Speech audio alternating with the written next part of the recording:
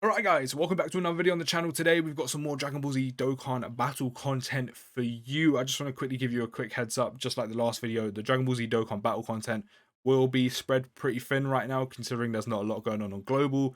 And I'm just waiting for the year 6 anniversary, probably like a lot of you are, before the content starts rolling out. But we've actually got a kind of like a bonus video, I guess, because I completely forgot this would probably happen on global. But LR, Tapion, and Minotia are dropping on the global version very, very soon. I know he's already come out on JP. There's already videos covering the passive and active skill, leader skill, and also their animations for the super attack and active skill as well. But some people don't use Twitter, and a lot of people probably don't pay attention or don't see this stuff on social media or watch videos on the JP side of the game. So this should be useful for a lot of you that, as I said, don't use Twitter that often or don't use Twitter at all and don't pay attention to the JP side of the game. And it's also news for global, and I play global. So I'm still going to drop these videos anyway as if they'd never happened. But some units I probably might have prior knowledge going into these. And some I actually don't watch some of these, like where they show their active skill and super attack sometimes. So sometimes the unit actually looks brand new to me almost. And I don't pay too much attention to what they could do until they drop on global. So we're actually going to watch the animations first, which I've seen a bit of, but I don't completely remember. So I'm going to shut up and let you watch these, and then we're going to go through his card and look at their leader skill and their active skill, and yeah, go through it. Innocents will perish on my watch.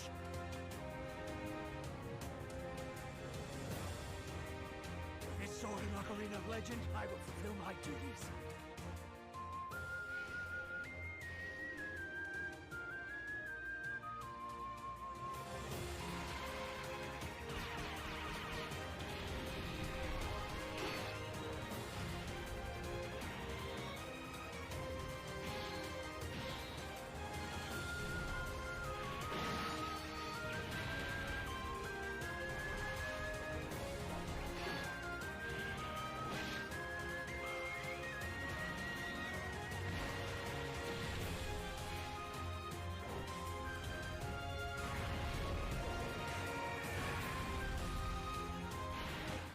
I'm not gonna lie, those animations are pretty clean. Even if you're not like a Tapion fan, I don't really care for them. Those animations are nice. That's something Dokkan really stepped up in the last few years. Those animations were clean, especially on the active.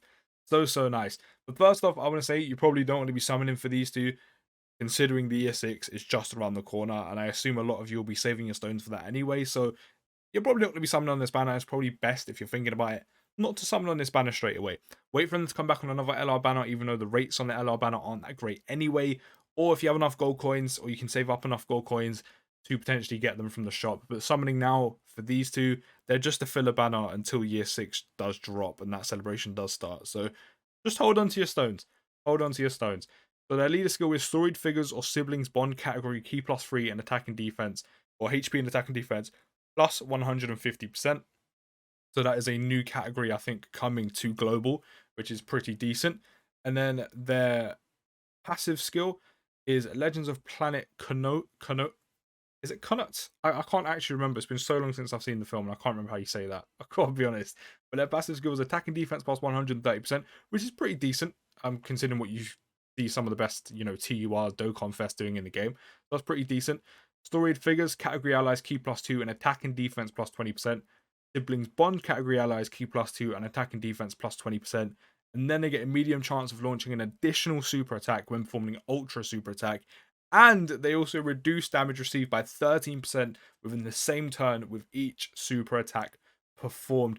So a very versatile unit and a very good unit for the likes of ESBL 100%. That 130% attack and defense flat out boost they give themselves.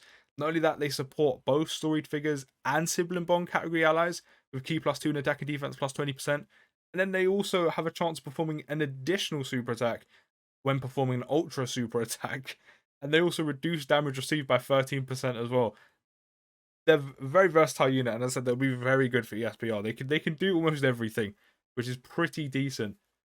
Pretty decent unit. And then they have an active skill, 2 heroes, and their conditions can be activated when there is a storied figures category ally and a siblings bond category ally self-excluded on the team starting from the 4th turn, from the start of battle once early. Their active skill conditions aren't bad either. Fourth of turn is pretty decent considering some other units' conditions in the game to get off like a transformation mechanic or an active skill. So that's pretty decent. And the skill effect is removes all allies' negative effects and all allies key +3 and attack and defense plus 20% for 2 turns. So as I said, they're very, very good for ESBR. So you go into ESBR on a storied figures, ESBR team or a siblings bond category team, and he's already giving them key +2, attack and defense plus 20%. And then after his active skill, he's also then giving them key +3 and attack and defense plus 20% on top of that. So in total, storage figures and siblings bond category allies on ESBR would be getting, or in general, but still, more importantly, within ESBR, they'll be getting key +5 and attack and defense plus 40% on 1 turn. Because obviously the active skill lasts for 2 turns, and then obviously the passive kicks in when he comes back. So that's pretty big. Not only do they have a flat out decent, attack and defense buff of 130%, but also very good support for both categories they're on. And they're also, they're reducing damage by 13% with each super attack performed, which is dope. They're a really good unit, a really, really good unit. And not only that, they're also getting additional supers. So, they're basically, increasing their damage reduction each time they perform a super, and they have built-in additionals. So I mean, they're a very, very good unit and a very good unit for ESBR in terms of what their super attacks do. The 12 key causes colossal damage to the enemy and lowers attack and defense, which is again very good for ESBR. Lowering their attack and defense so you can do more damage and not take as much. And then also their 18 key greatly raises attack for 1 turn, which is also very good on top of the 130% attack and defense buff they give themselves. So this is a very, very good unit and a very versatile unit and a very, very, very good unit that is literally built for ESBR, because not only are they buffing themselves with a very good, as I said, 130% attack and defense buff, they're also supporting the categories they're on, which is storage figures and siblings bonds. They also increase allies or buff allies key again on their active skill by 3 and attack and defense plus 20%, which, as I said, combined with the fact they're supporting the categories they're on of storage figures and siblings bond categories. So if you take them into ESBR, the allies are getting a total of key +5 and attacking defense plus 40% after you use their active skill.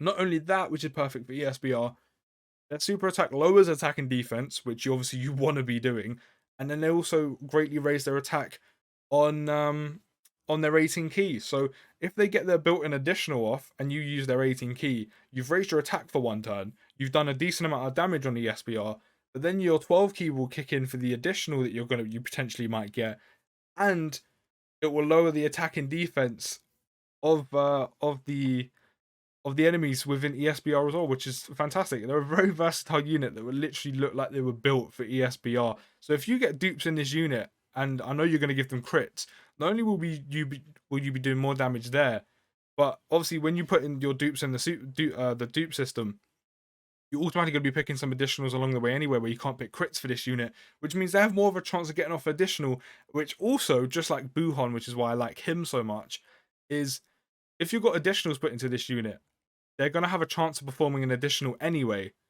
which helps them buff part of their passive, which is, the damage reduction gets increased with each super attack performed. So if you have additionals put into the dupe path system as well, you will potentially perform another super attack on top of the one you've already done, and your initial super attack you done, which will hopefully be an 18 key, which means you're getting your damage reduction up by 26. Wait, is it not even 26%? Launch an additional super attack when performing an ultra super attack, reduces damage received by 30% within the same term of each super attack performed. So that means if you have dupes in them, the initial super attack you do is 13%. If you get their built-in additional off, that's 26%. If you have dupe paths open in this unit and you get another additional off, that means you're getting another, 39% off added to your damage reduction within 1 turn potentially, which is sick, especially for ESBR. Getting that damage reduction up very quickly is very useful, and you probably won't perform too badly on the legendary Goku event either, especially if you're getting that damage reduction up very quickly, and on top of attack and defense plus 130%. So his defense is looking, or their defense is looking all right. Not only that, I said, if you get those super attacks off, and also if you have dupes in them and you get the you get the additional off as well, along with the built-in additional. You're getting a total of, as I said, 39% damage reduction off in one turn. And then not only that, if you're then getting the additional off as well, built in, not only are you raising your attack for one turn, you're lowering the enemy's attack and defense as well. And then if you get that built-in additional off from the dupe system, if you have dupes in them, you're lowering their attack and defense again. As I said, this unit is perfect for ESBR, and actually, as I said, could perform pretty well in the Legendary Goku event as well. As I said, potentially, but probably could easily do a job. I've also got the Dragon Ball Z Dokkan wiki on as well, just to show you the buffs that are happening by lowering attack and defense. So they're lowering attack and defense by 20% for 3 turns, which is very nice indeed, very good for ESBR, as I said. And they also greatly raises an attack for 1 turn as well on their Ultra Super Attack, which means they're raising their Super Attack by 50% for 1 turn. And also they're massively lowering defense as well by 80% for 3 turns. Wait a minute, did they also lower defense on their 18? I mean, if they do, that bit's cut off. So if it looks like they're also lowering defense as well. They also lower defense on their 18 key super on their Ultra Super Attack by 80% for 3 turns. That is huge for ESBR. So this just makes that unit even better. Then of course you've got the medium chance of launching an additional super, which is 30%. And as I said, if you have dupes in there as well, there's more chance to get that off, and also another additional super from the dupe pass system if you were to have dupes. But all in all, they're a very, very good unit. And if we look at their links, they've got Hero, they've got Experienced Fighters, they've got Brainiacs, they've also got Cold Judgment, Solid Support, Fierce Battle, Legendary Power. Their links aren't overly the greatest. Of course, Fierce Battle was a huge one. Of course, mainly increasing their attack. In terms of key links, they're not the best, if I'm being honest. In fact, they literally have no key links. Oh, damn. The no key links, I'm not gonna lie, is a little bit. Yeah, that's probably the bad part of their card. That's probably the con. They don't have any key links. But other than that, the unit is very, very good. The unit is very good. As I said, perfectly built or very well suited to ESBR, as I could probably do really, really well in the Legendary Goku event as well. I said the only bad part of their kit is they don't have any key links. They don't have any key links at all. They have a lot of attack buffs and defense buffs, so they're going to be doing pretty decent damage and then getting a solid defensive buff to their solid defense buff as well. But no key links for LR Tapion and Minotia. I'm not glad I didn't actually know that. So yeah, that is LR Tapion and Minotia coming to global. Let me know down in the comments if you will be summoning or not. I said they're very good unit, built for ESBR very well, and as I said, could do a job in a Legendary Goku event. But as always, guys, if you have enjoyed, don't forget to drop a like, subscribe if you're new around here, turn the bell on to be notified when I drop new videos. And as always, guys, I'll see you in the next one. Peace.